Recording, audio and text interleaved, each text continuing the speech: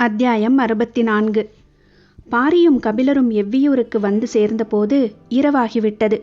தொடர்ந்து 4 நாட்கள் நடந்ததால் கபிலரின் கால்கள் துவண்டு போய் இருந்தன. நீண்ட ஓய்வு தேவைப்படுகிறது என்ற எண்ணத்தோடு எவ்வியூருக்குள் நுழைந்தார். இந்த எண்ணம் வரும்போதெல்லாம் அனங்கன் நினைவுக்கு வந்து விடுகிறான். இந்த வயதிலும் காட்டெருமை மந்தைக்குள் நுழைய என்ன ஒரு தினவு வேண்டும்? நுழைந்துவிட்டால் எந்த கணமும் பல மடங்கு வேகத்தோடு ஓட வேண்டும்.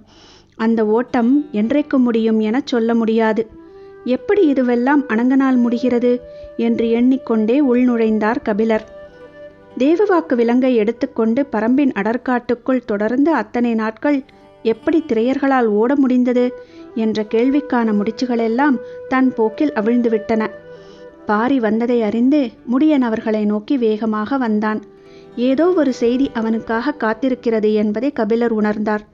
வேட்டுவன் பாறையிலிருந்து நீலன் அனுப்பியுள்ள வீரர்கள் வந்துள்ளதாக அவன் சொன்னான்.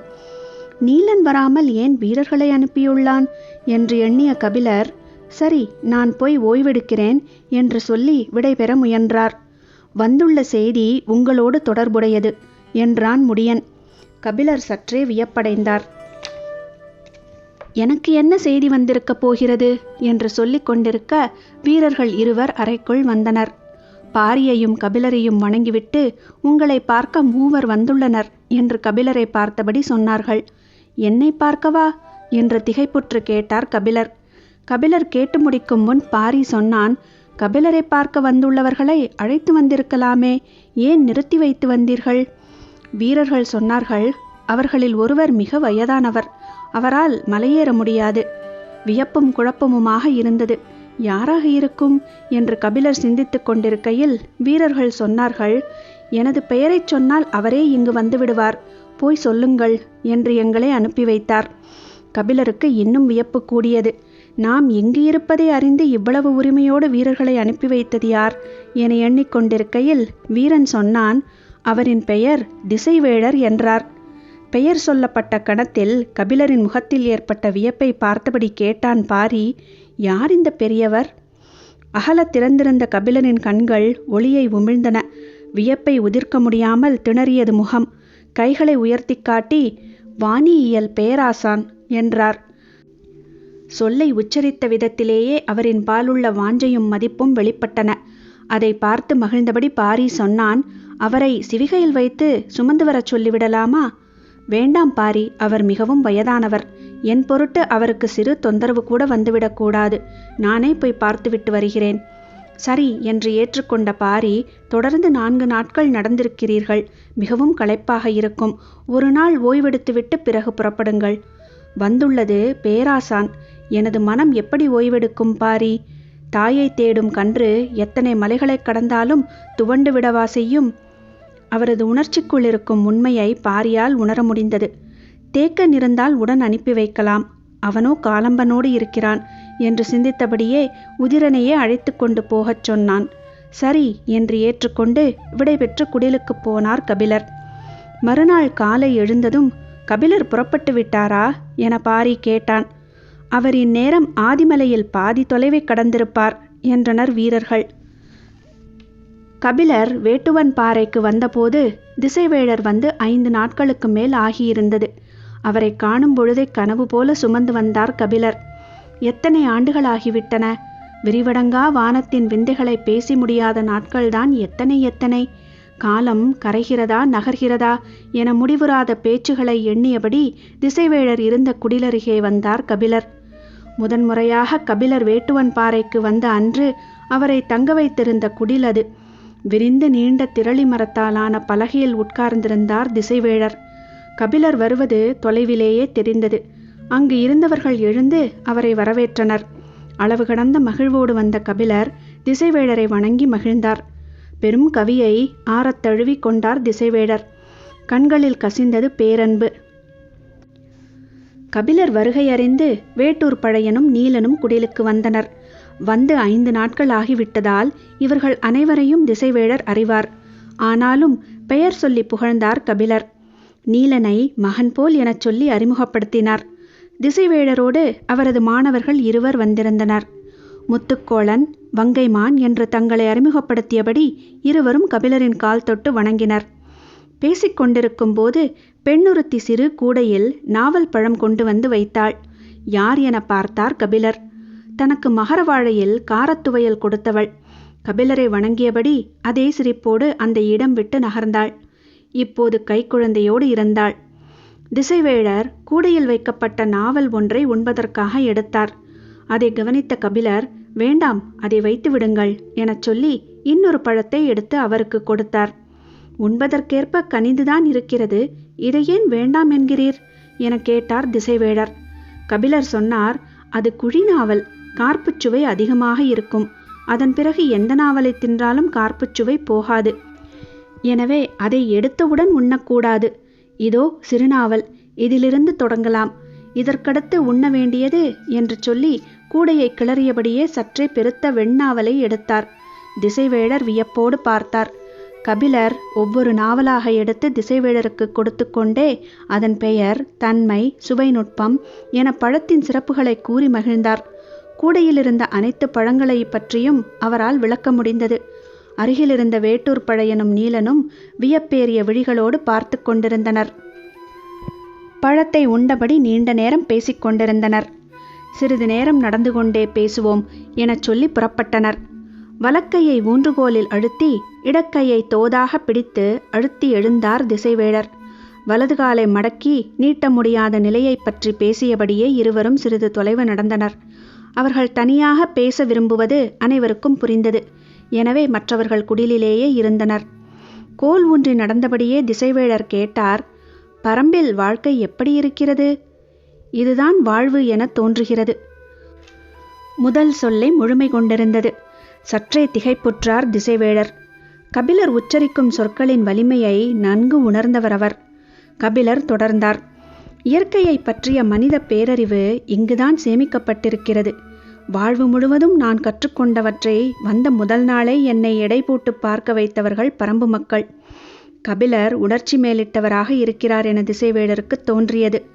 எண்ணற்ற செடி கொடிகளுக்கும் எண்ணிலடங்காத பூக்களுக்கும் இவர்கள் பெயரிட்டு அடையாளப்படுத்தியுள்ளனர்.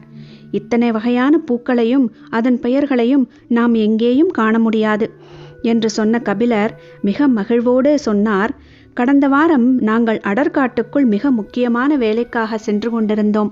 அப்போது என்னுடன் வந்த பாரி ஓரிடத்தில் அப்படியே நின்றான். என்ன காரணம் என புரியாமல் உடன் வந்த அனைவரும் நின்றோம்.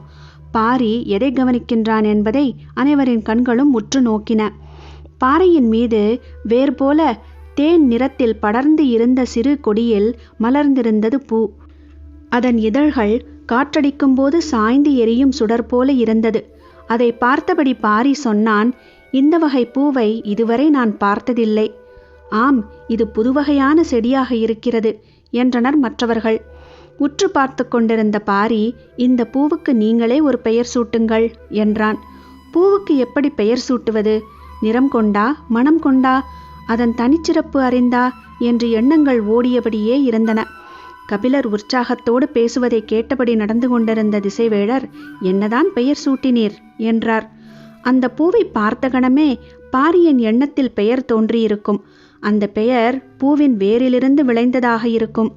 அதே போன்ற தோற்றம் கொண்ட பூக்களுக்கு என்ன பெயர் உள்ளது என அனைத்தையும் ஒப்பிட்டு பெயரை சிந்தித்திருப்பான் பாரி.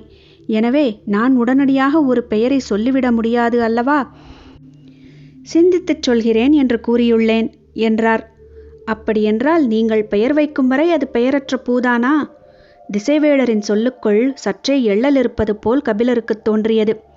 திசைவேழர் தொடர்ந்தார், அந்த செடி வேறு இடத்திலும் இருக்கலாமல்லவா? அங்கு அதற்கு பெயர் சூட்டப்பட்டிருக்கலாமல்லவா? இருக்கலாம், வேறு எங்கேயாவது அந்த செடி இருக்கலாம். அதற்கு மனிதர்கள் பெயர் சூட்டியும் இருக்கலாம் என்றார் கபிலர். தலையை நிமிர்த்தாமலேயே மெல்லிய குரலில் திசைவேழர் கேட்டார், அப்படியென்றால் அறியாதவர்களுக்கு நடுவில் இருப்பதை அறிவென்று ஏற்க முடியுமா? திசைவேழர் சொல் அதிர்ச்சியை கொடுத்தது. அறியாதவர்கள் என்று பரம்பு மக்களையா சொல்கிறார்? நம்ப முடியாமல் கேட்டார், எப்படி இப்படியொரு சொல்லை சொன்னீர்கள்? நீங்கள் ஒன்றை அறிய நினைக்கும் போது உங்களின் அறியாமையை மற்றவர்கள் அறிந்து கொள்ளுதல் இயற்கைதானே? திசைவேழரின் சொல் கேட்டு திகைத்து நின்றார் கபிலர். அவருக்குள் இந்த சொல் உறுத்தி கொண்டு வர பூ மட்டும் காரணமல்ல என்பது புரியத் தொடங்கியது. திசைவேழர் சொன்னார், இயற்கை பற்றிய மனித பேரறிவு இங்குதான் சேமிக்கப்பட்டிருப்பதாக சொன்னீர்களே, அது சரிதானா? பதற்றம் உடலெங்கும் பரவியதை உணர முடிந்தது. பரம்பே தனது உடலாக மாறிவிட்டதைப் போல் இருந்தது. அதன் மீது சொல்கொண்டு எறிவதை கூட உடல் ஏற்க மறுக்கிறது. ஆனாலும் தன்னை நிதானப்படுத்தியபடி கபிலர் கேட்டார், சரியில்லை என்று எப்படி தோன்றியது உங்களுக்கு?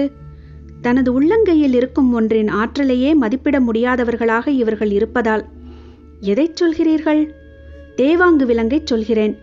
புது பெயராக இருக்கிறதே என நினைத்த கபிலர் தேவவாக்கு விலங்கைத்தான் இப்படி சொல்கிறார் என புரிந்து கொண்டார்.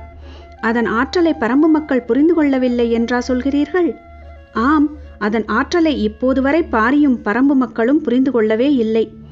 கபிலருக்குள் விடை தெரியாமல் உருண்டு கொண்டிருந்த கேள்வி இப்போது திசைவேடரின் சொல்முனையில் வந்து நின்றது. புருவம் உயர்த்தியபடி திசைவேடரை பார்த்து, என்ன அதன் ஆற்றல்? அது கடலை வெல்லும் ஆற்றல் கொண்ட உயிரினம். கபிலர் அதிர்ந்து நின்றார். அவரின் முகக்குறிப்பு அறிந்த திசைவேடர் தேவாங்கின் சிறப்பை பற்றி பேசத் தொடங்கினார். எப்போது உட்கார்ந்தாலும் வடதிசை நோக்கியே உட்காரும் அதன் ஆற்றலை மெய் சிலிர்த்தபடி விளக்கினார். பொதிகை மலையில் இது போன்ற உடல் அமைப்பை கொண்ட விலங்கு உண்டு. ஆனால் அதற்கு இத்தகைய ஆற்றல் இல்லை. இது ஒரு மரத்து விலங்கு. நீண்ட நெடுங்காலம் குறிப்பிட்டதொரு மரத்திலேயே வாழக்கூடியதால் குறிப்பிட்ட திசை நோக்கி உட்காரும் அதிசிறந்த ஆற்றலை பெற்றுள்ளது என்றார். கபிலர் மெய்மறந்து கேட்டார். இந்த விலங்குக்காக பாண்டியன் ஏன் இவ்வளவு முயன்றான் என்ற விடையின்றி தத்தளித்த கேள்விக்கு விடை தெரிந்தது. நூற்றாண்டுகளாக தொடரும் யவ்வன வணிகத்துக்கு இது போன்ற ஒரு விலங்கு எவ்வளவு முக்கியமான பங்காற்றும் என்பதை கபிலரால் எளிதில் விளங்கிக் கொள்ள முடிந்தது. பாண்டியனின் பெரும் முயற்சிக்கு பின்னிருந்த உண்மை வெளிவந்தது. நடையை நிறுத்தி அருகிலிருந்த சிறு பாறையில் சாய்ந்து நின்றார் கபிலர். கோல் ஊன்றியபடி நின்று கொண்டிருந்த திசைவேடர் சொன்னார், கடலையும் வானையும் இணைக்கும் பேராற்றல் கொண்ட உயிரினமாக இது இருக்கிறது. இதை பெற வேறு வழியே இன்றுதான் திரையர்களை அனுப்பி வைத்தார் குலசேகர பாண்டியன். நீங்கள் பரம்பில் இருப்பது அப்போது தெரிந்திருந்தால் உங்கள் மூலமே முயன்றிருப்பார் பேரரசர். கபிலர் அசைவின்றி உட்கார்ந்திருந்தார். குலசேகர பாண்டியனின் முயற்சி தொடர்வதை அவரால் உணர முடிந்தது. திசைவேடர் சொன்னார், அந்த அரிய உயிரினத்தால் பரம்புக்கு எந்த நன்மையும் கிட்டப்போவதில்லை. அதன் ஆற்றல் வெளிப்படப் போவது கடலில்தான். எனவே அதை கொடுத்து உதவ பாரிக்கு நீங்கள் அறிவுறுத்த வேண்டும். கபிலரின் அமைதி நீடித்தது. சிறிது நேரத்துக்கு பிறகு திசைவேடர் கேட்டார், ஏன் பேச்சின்றி நிற்கிறீர்? பாரி எப்போதும் வியப்புக்குரிய தோழன்தான். ஆனால் இப்போது அந்த வியப்பு மேலும் அதிகரிக்கிறது. கபிலரின் சொல்லுக்கு பொருள் புரியவில்லை. கண்களை உருட்டி பார்த்தார் திசைவேடர். கபிலர் சொன்னார், தேவவாக்கு விலங்கை இவ்வளவு முயன்று எடுத்துச் செல்ல வேண்டிய தேவை என்ன என்று பலமுறை நான் கேள்வி எழுப்பியுள்ளேன். ஆனால் இந்த கேள்விக்கு விடையறிய பாரி ஒருபோதும் முயன்றதே இல்லை. எனக்கு அது பெரும் வியப்பை கொடுத்தது. வற்புறுத்தி காரணம் கேட்டால் சொல்வான், வேந்தர்கள் எதை செய்தாலும் அது அவர்களின் அதிகார நலனுக்கானது, மனிதருக்கும் இயற்கைக்கும் எதிரானது. அதில் கூடுதலாக சிந்திக்க என்ன இருக்கிறது என்று. மிக வேகமாக அவன் முடிவுக்கு வந்துவிடுகிறானோ என அப்போது தோன்றியது. ஆனால் இப்போது தெரிகிறது அவனுடைய சொற்கள் எவ்வளவு ஆழமானவை என்று. பாறையை விட்டு எழுந்து திசைவேடரை பார்த்தபடி கபிலர் மேலும் சொன்னார், இயற்கையை பற்றிய பேரறிவு மட்டுமல்ல, மனிதர்களை பற்றிய பேரறிவும் சேகரிக்கப்பட்டுள்ள இடமாக பரம்பு இருக்கிறது. தனது சொல்லை தனக்கு எதிரானதாக்கிக் கொண்டிருக்கிறார் கபிலர் என்பது திசைவேடருக்கு புரிந்தது. இருவரும் சிறிது நேரம் பேச்சின்றி நின்றனர். நேர்முகம் பார்ப்பதை தவிர்க்க எழுந்து நடந்தபடி திசைவேடர் சொன்னார், ஆற்றலை அறிவதும் பயன்படுத்துவதும் தான் மனிதனை வெல்லுவதற்கரியவனாக மாற்றியுள்ளன. மனிதன் வெல்லுவதற்கரியவனாக மாற வேண்டியது யாருடைய தேவை என்றார் கபிலர். சற்று இடைவெளியின்றி திசைவேடர் சொன்னார், இயற்கையின் தேவை. இளக்காரமானதொரு சிரிப்போடு கபிலர் சொன்னார், இல்லை, ஆசைக்கு அடிமைப்பட்ட கணத்தில் மனிதன் எடுத்துக்கொண்ட உறுதி அது. அது ஆசையல்ல, இயல்பு, இயற்கையின் தன்மை அதுதான். ஆற்றல் கொண்டதை மட்டுமே அது அரவணைத்துக் கொள்ளும். எனவே மனிதன் ஆற்றலை பெருக்கவே வாழ்வை அமைத்துக் கொள்கிறான். அது மனிதன் இயற்கைக்கு கொடுத்துள்ள விளக்கம். தேவாங்கு விலங்கு கடலிலே இருக்கும்போது கிடைக்கும் பயன் எல்லையற்றது. அதன் ஆற்றல் துலங்குமிடம் அதுதான். அந்த இடத்திலே அதை பயன்படுத்துதல் அனைவருக்கும் நன்மை செய்வதுதானே. இதை பாரியிடம் கேட்டால் என்ன சொல்வான் தெரியுமா? என்ன சொல்வான்? அதை பயன்படுத்த மனிதனுக்கு என்ன உரிமை இருக்கிறது என்று கேட்பான். திசைவேழரின் நடையின் வேகம் கூடியது. இந்த கேள்வியை எப்போதோ கடந்து வந்துவிட்டனர் நம் முன்னோர்கள். மலைக்காடுகளில் மட்டுமே விளைந்த தானிய கதிரின் விதைகளை சேகரித்து நதிக்கரையில் நட்டு வைத்த போதே இதை போன்ற கேள்விகளெல்லாம் இறந்துவிட்டன. பயனளிக்கும் இடத்தை நோக்கி பாய்ந்து செல்லுதலே வாழ்தலின் விதி என்று கூறிய திசைவேழர் சற்றே குரல் உயர்த்தி சொன்னார், நீங்கள் எழுப்புவது இயற்கையின் மீதான உரிமை பற்றிய கேள்வி அல்ல, இயற்கையின் இயங்கு விசையை புரிந்து கொள்ளாத அறியாமையிலிருந்து எழும் கேள்வி. திசைவேழரின் கூற்றை சற்றே எள்ளலோடு எதிர்கொண்ட கபிலர், நீங்கள்தான் முதலிலேயே சொல்லிவிட்டீர்களே, அறிவுதான் அறியாமையின் அடையாளம் என்று. கபிலரை இணங்க வைப்பதுதான் முக்கியமானது. அதற்கு ஒரே வழி அவரை கருத்துகள் மூலம் வெல்வது மட்டும்தான். எண்ணங்கள் உள்ளுக்குள் ஓடியபடி இருக்க திசைவேழர் சொன்னார், வளைய மறுக்கும் கிளை ஒடிவதும் வளைந்து கொடுக்கும் கிளை நீண்டு தழைப்பதும் தான் இயற்கையின் அமைப்பு. சொற்களின் வலிமை அறிந்த இருவர் எதிரெதிர் திசையிலிருந்து அதை பயன்படுத்தி கொண்டிருந்தனர். தேவாங்கில் தொடங்கி அதை தர மறுக்கும் பாரியை நோக்கி உருண்டன சொற்கள். அதை எதிர்கொள்ள கபிலருக்கு எந்தவிதமான தயக்கமும் இல்லை. ஆனால் இப்படி ஒரு பணிக்கு திசைவேழர் எப்படி இணங்கினார் என்பதே அவரின் சிந்தனையாக இருந்தது. ஒரு தவளையிடும் முட்டையிலிருந்து பல்லாயிரம் தலைப்பிரட்டைகள் உருவாகின்றன. அவையெல்லாம் உயிர் வாழுமேயானால் இந்த பூமியில் தவளையைத் தவிர வேறு உயிரினமே இருக்காது. ஒரேயொரு கொக்கு நாள் ஒன்றுக்கு 8000 தலைப்பிரட்டைகளை விழுங்கி வாழ்கிறது. இந்த அழிவுகளின் மூலம்தான் இயற்கை சமநிலையை பேணுகிறது. திசைவேழரின் சொற்களை கேட்டபடி கபிலர் அமைதியாக நடந்தார். அழிவுகளின் நியாயத்தை பேசத் தொடங்கி அடுத்து அழித்தலின் அவசியத்தில் வந்து பேச்சு முடியும். திசைவேழர் எதை நோக்கி வருகிறார் என்பதை கபிலரால் கணிக்க முடிந்தது. வலது கையால் ஊன்றுகோலை இறுகப் பிடித்து இடது கையால் அழுத்திக் கொடுத்துதான் உங்களால் எழுந்திருக்கவே முடிந்தது.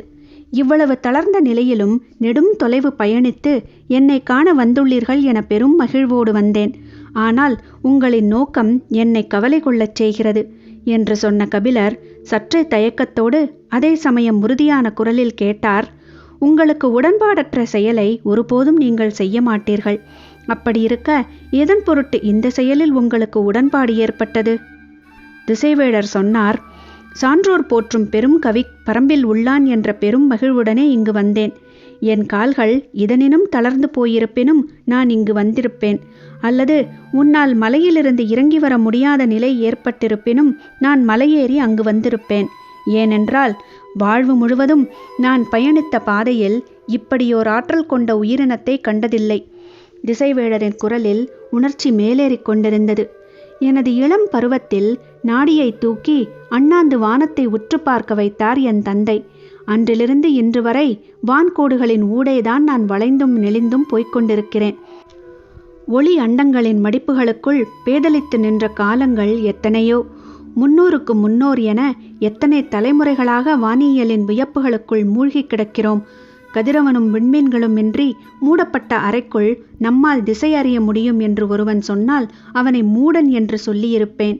ஆனால் தேவாங்கு என்ற இந்த சின்னஞ்சிறு உயிரினம் நம் அறியாமையை தகர்த்துவிட்டது. எல்லையில்லாத அகண்ட வானத்தை துளையிட்டு பார்ப்பதைப் போல் இருக்கிறது. அது வடதிசை நோக்கி உட்கார்ந்திருப்பது. இனி நம் பாய்மரங்களுக்கு கடலும் காற்றும் பொருட்டல்ல. நடந்து கொண்டிருக்கும் தேவாங்கு உட்காரும் கணத்தில் திசைகள் எல்லாமே வந்து மீகானின் சொல் கேட்க உள்ளன. இந்த ஆற்றல் வேந்தர்களுக்கு மட்டுமல்ல, மனிதர்கள் அத்தனை பேருக்கும் பயனளிக்கப் போகும் ஒன்று. இதை நம் தவறவிட்டுவிடக்கூடாது. இந்த அறிவின் அவசியத்தை உன்னால் புரிந்து கொள்ள முடியும். மலைமக்கள் வாழ்வின் இயக்கத்தை பிடித்து அடுத்த கட்டத்துக்கு நகர முடியாத மந்தநிலை கொண்டவர்கள். நீதான் பாரியிடம் இதை எடுத்துச் சொல்ல வேண்டும். அதற்காகத்தான் வந்தேன்.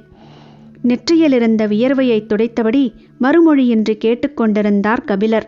வேகம் குறையாமல் திசைவேழர் கேட்டார், ஏன் பேச்சின்றி நிற்கிறீர்? நீங்கள் சொல்வது எல்லாமே எனக்கு புரிகிறது.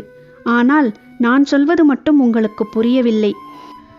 நீங்கள் தேவாங்கினால் ஏற்படும் பயனை பற்றி பேசுகிறீர்கள். அது தேவாங்குக்கான பயன் அல்ல என்பது உங்களுக்கு புரியவில்லை. உங்களின் பயனுக்காக அதை பயன்படுத்த உங்களுக்கு உரிமை இல்லாததைப் போல அனுமதி கொடுக்கும் உரிமை பாரிக்கும் இல்லை. இழக்கக்கூடிய வாழ்விடத்தில் எந்த உயிரையும் இயற்கை உருவாக்கவில்லை. எனவே தனது வாழ்விடத்தை ஓர் உயிர் இழப்பது இயற்கையுடனான ஆணிவேரை அறுத்துக் கொள்வதற்கு நிகர். பயன்பாட்டு கணக்குகளும் பண்டமாற்று கணக்குகளும் எல்லாவற்றுக்கும் எப்படி பொருந்தும்? நாடியை தூக்கி வானத்தை பார்த்தபடி உங்கள் தந்தை விதைத்த கனவுக்கு விலை சொல்ல முடியுமா உங்களால்? கபிலரின் குரல் திடமாக ஒலித்தது. சொற்களை செங்குத்தாக கீழ்நோக்கி தள்ள புலவனுக்கு நன்கு தெரியும். ஆசானாக மதிக்கும் ஒருவரின் மீது அந்த செயலை செய்யக்கூடாது என நினைத்தார். சற்றே தனிந்த குரலில் சொன்னார், தேவாங்கு மட்டுமல்ல, பாரியும் அப்படித்தான். என்ன விலை கொடுத்தாலும், சினம் கொண்டாலும், வீழ்ந்து பணிந்தாலும் திசை மாற மாட்டான்.